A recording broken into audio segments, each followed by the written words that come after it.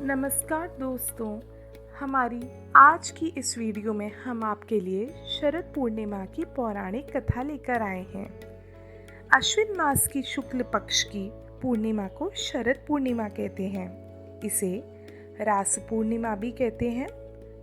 ऐसी मान्यता है कि संपूर्ण वर्ष में अश्विन मास की पूर्णिमा का चंद्रमा ही षोडश कलाओं का होता है, यानी 16 कलाएं पूर्ण होता है। कहते हैं कि इस दिन चंद्रमा अमृत की वर्षा करता है। ऐसा भी कहा जाता है कि लक्ष्मी जी की उत्पत्ति इसी दिन समुद्र मंथन के समय हुई थी।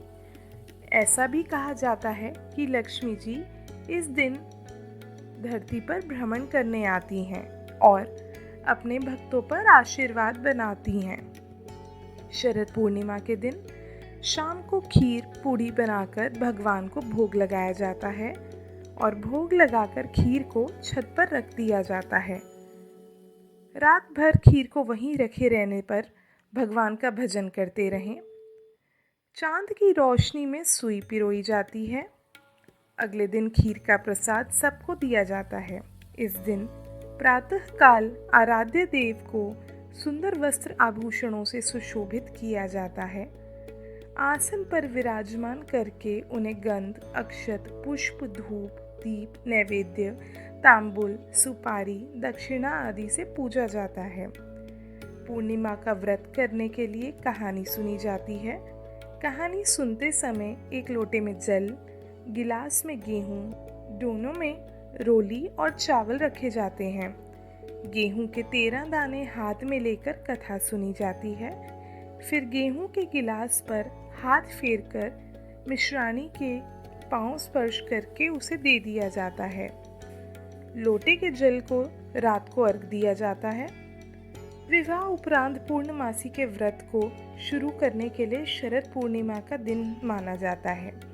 कार्तिक का व्रत भी शरद पूर्णिमा से ही प्रारंभ किया जाता है। शरद पूर्णिमा की कहानी कुछ इस प्रकार है। एक साहूकार की 2 पुत्रियां थीं।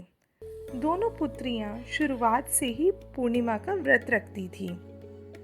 बड़ी पुत्री तो व्रत को पूरा करती थी, लेकिन छोटी पुत्री उसे अधूरा रखती थी। साहूकार ने दोनों पुत्रियों की शादी कर दी। शादी के बाद जब दोनों की संतान हुई, बड़ी पुत्री की तो संतान जीवित रहती थी, परंतु अधूरा व्रत रखने के कारण छोटी पुत्री की संतान पैदा होते ही मर जाती थी।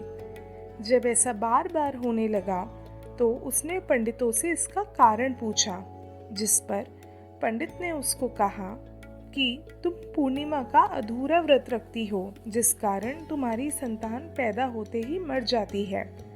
पूर्णिमा का व्रत पूरा विधि पूर्वक रखो, उस कारण तुम्हारी संतान जीवित रहेगी। उसने पंडितों की सलाह पर पूर्णिमा का पूरा व्रत विधि पूर्वक किया। उसके लड़का हुआ, परंतु शीघ्र ही मर गया।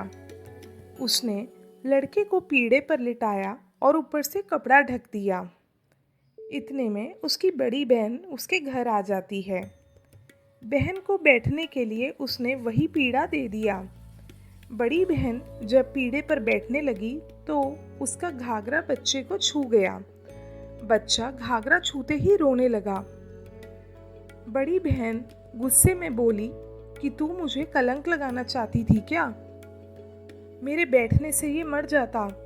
तब उसको छोटी बहन बताती है कि यह तो पहले से ही मरा हुआ था। ये तो तेरे श्रद्धा पूर्वक पूरे पूर्णिमा के व्रत रखने का ही प्रभाव है, जिससे ये जीवित हो गया। यह तेरे ही भाग्य से जीवित हुआ है, तेरे पुण्य से ही ये जीवित हुआ है। उसके बाद से छोटी बहन भी हमेशा विधि पूर्वक ही पूर्णिमा के व्रत श्रद्धा से करती रही। उसके बाद नगर में भी ढिंडोरा पिटवा दिया गया और लोग इस व्रत को पूरी श्रद्धा भाव के साथ रखने लगे। भगवान से यही कामना है कि कथा पढ़ने, सुनने और हुंकार भरने वालों पर अपनी कृपा सदैव बनाए रखें। धन्यवाद।